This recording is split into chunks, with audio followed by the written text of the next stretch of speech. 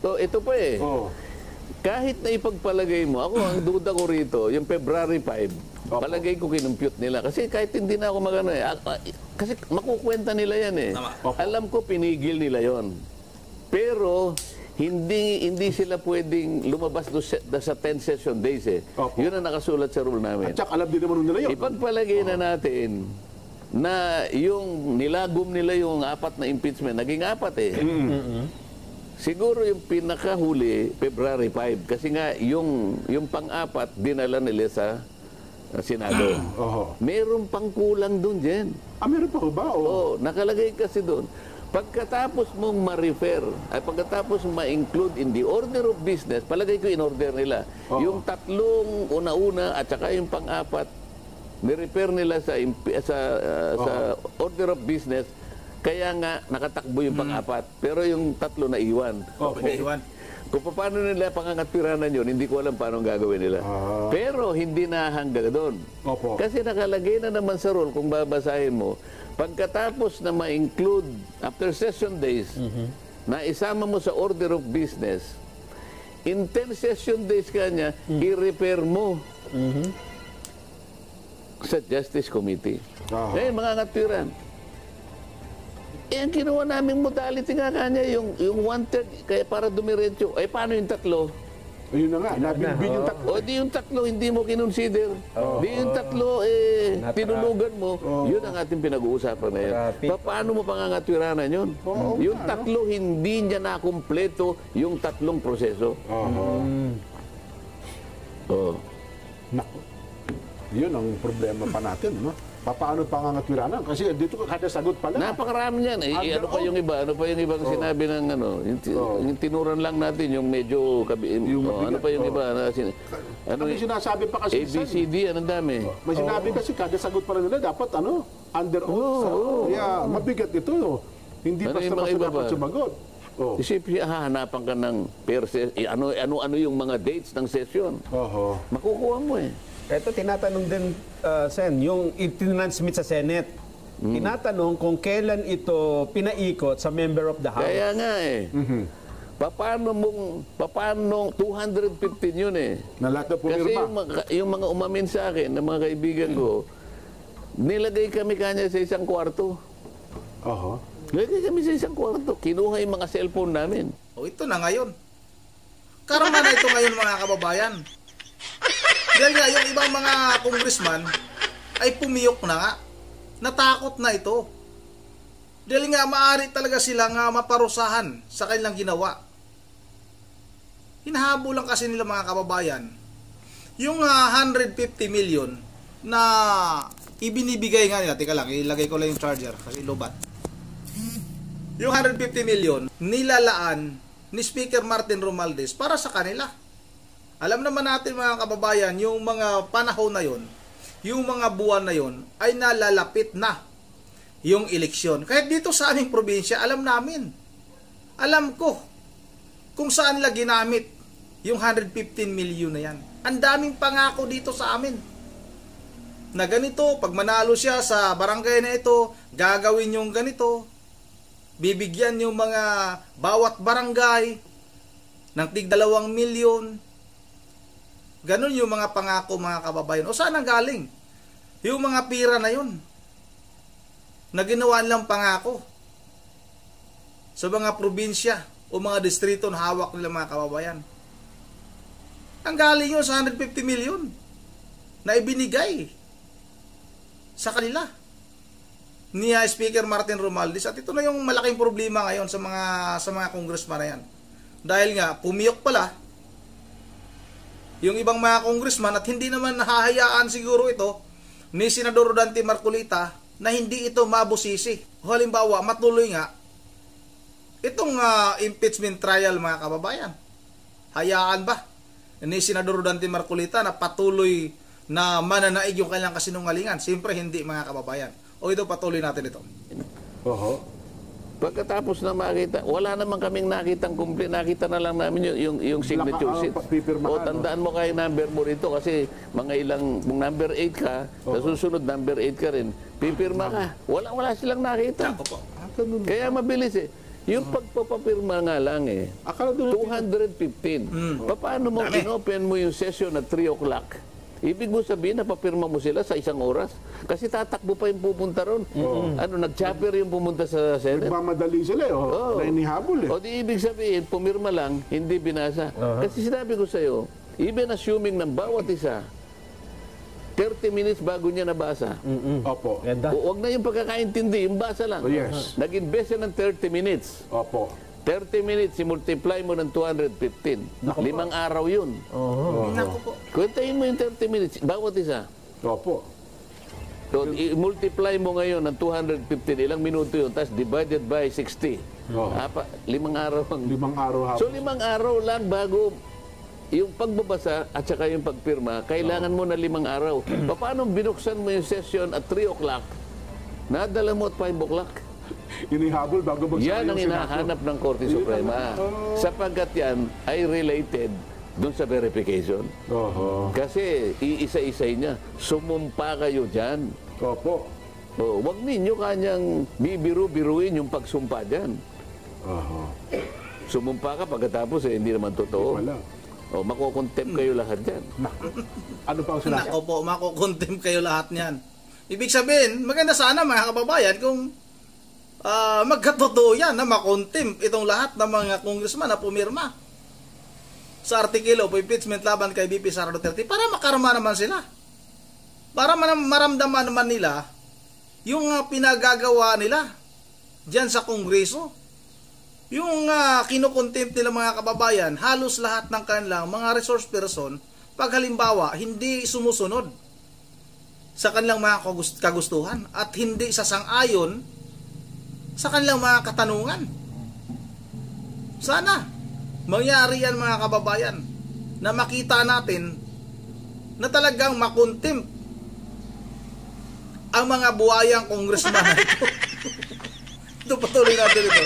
Ito, Sen, yung tinatanong niya whether it was accompanied by the evidence for each article. Yun na nga, kaya nga, pinakita ba sa iyo yung mga ebidensya? ebidensya. Kasi nakalagay nga sa kanyang doon sa acknowledgement. Pinatutunayan ko na meron akong personal na kaalaman na ang mga ligasyon na ito'y pawang mga totoo at saka base ka niya sa aking pagkaunawa sa mga ebidensyang nakalakip dito. So itatanong ng Korte, nabasa mo ba yung ebidensyang nakalakip per article of impeachment? Opo. Hindi nga. Parang wala kasi yung yung sinagot ni BP Sara, sabi niya, wala naman kayo kanyang maski na yung statement of facts, wala Isa nga po sa kinukwestiyon sa sagot nila sa solo kanilang yung ultimate facts kanya wala. ultimate facts tama. Oho. Ito, Sen, ang karugtong niyan. Di ba? Tinatanong kung may ebidensya ba kayong pinakita. Ito yung kasunod. Whether the Vice President was given the opportunity to be heard on the evidence shared with the members of the House of Representatives. Yun ang mabigat. Oho. Yan ang mabigat. Wala nga kasi nga, hindi naman duman sa Committee on Justice kasi sa Committee on Justice, doon naharap Tama. Kaya sinasabi ko sa inyo, mula't mula pa ang proseso mali sapagkat ang committee tumira dyan ay yung good government. Hindi naman yung Justice Committee.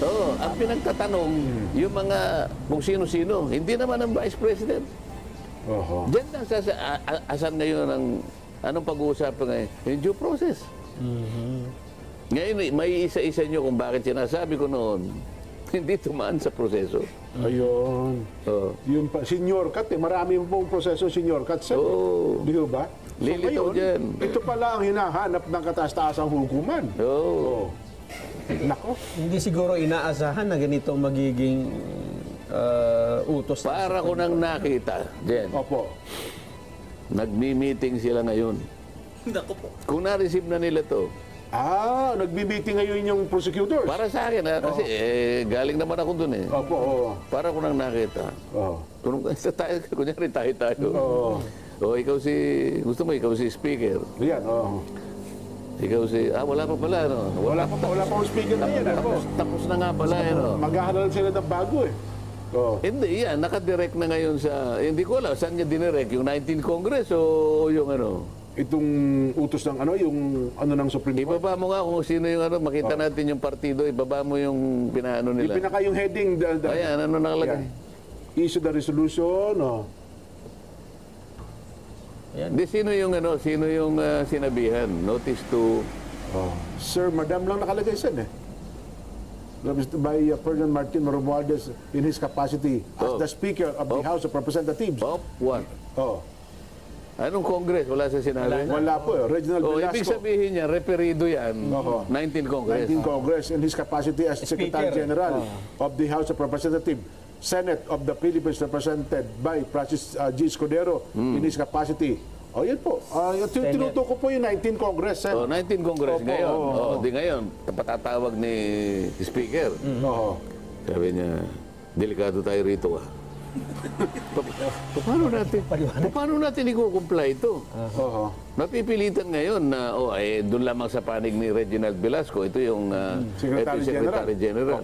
Tinatanong kung may discretion siya. Wala Paano niya ipoproduce yung dokumento? Sasagot siya.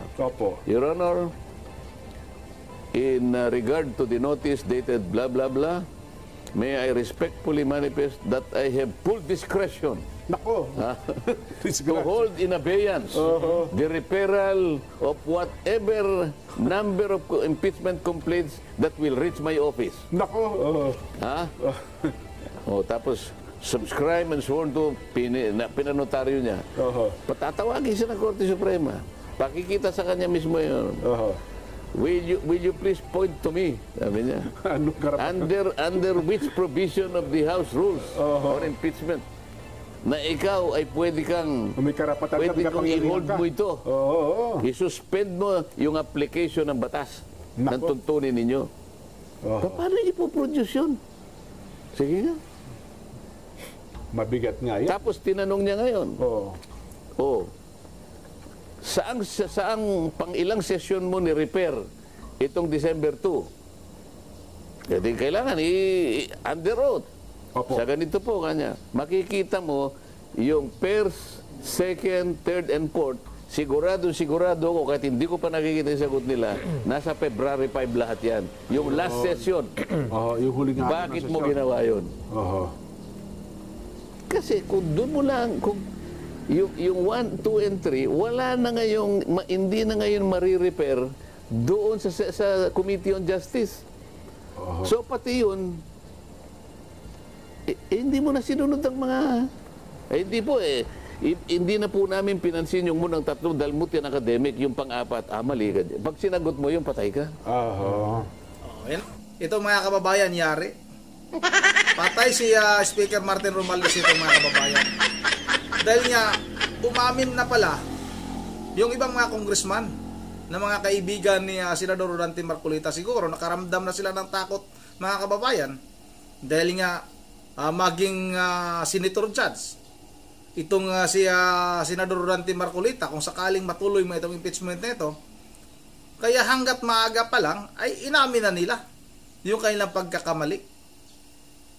At ngayon mga kababayan, nakikita nga ni Senador Rodante Marcolita na nataranta na itong si Speaker Martin Romualdez. Hindi niya na alam kung anong kanyang dapat gawin para masagot niya ng maayos itong ginawa ng Supreme Court na pagpapatawag sa kanila. At kailangan masagot nila ng tama yung katanungan ng Korte Suprema mga kababayan. Yun ang dito lang muna at bago tayo magtatapos, napakagaling talaga nitong si Senador Rodante Marcolita. Hindi tayo nagkakamali mga kababayan na ibinoto natin itong si Senador Rodante Marcolita. Tama lang yung ginawa natin. Shout out kay Milvin Pelicelda. Shout out kay Bunia Tolentino. Shout out kay Gloria Singer. Shout out kay Eduardo Bantulo.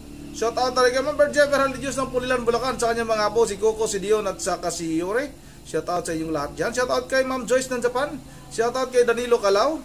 Shout out kay Victoria Din Buir. Shout out kay Ronald Pagyu. Shout out kay Sirwan Master. Shout out kay Sayas Garcia, kay Jixinko, kay Intul Dalugo. Shout out kay si Bay G. Reyes, idol. Shout out kay Windimar Murla ng La Union. Maraming salamat ha. Kay Sit ng Camarines Norte, shout out sa idol. Tina Kutaran, shout out. Shout out na rin kay Cheryl Sivandal at kay Danilo, tapos na Danilo Calao at si Robert Sagon. Yun ang dito na lang muna. Mysterious Girl, maraming salamat sa iyong panonood. At hanggang dito na lang muna at once again, this is Ron TV mo. Ingat ang lahat. God save the Philippines.